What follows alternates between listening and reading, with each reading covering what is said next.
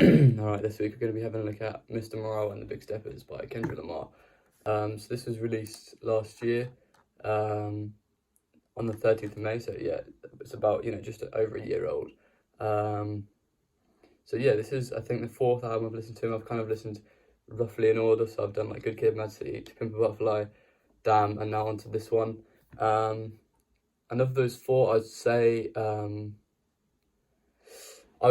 it's probably like the least best, but like not bad by any means. It's still like really, really good quality, and in some ways, I actually slightly prefer it over To Pimp a Butterfly.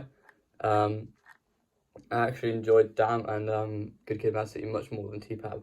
I'd say this one is probably similar enjoyment levels.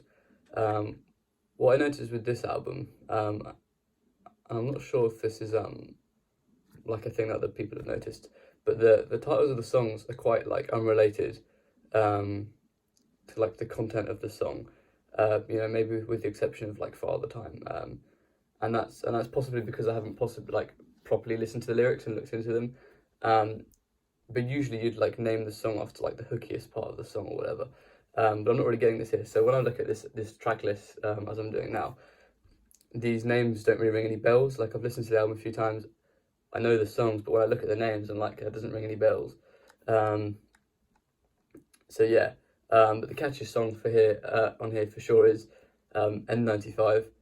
Again, there's probably a very good reason why it's called that, but I haven't looked into the lyrics like enough really to get that.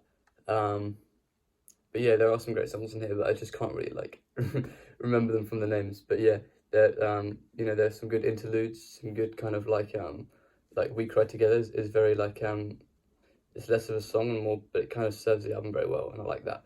I do enjoy albums that have those kinds of interludes and kind of just bits of dialogue or whatever, anything kind of to serve like a overall purpose for the album. I like that.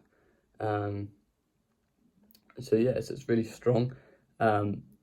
It feels like a good quality Kendrick album. It doesn't feel like it's dropped off in quality from Damn at all.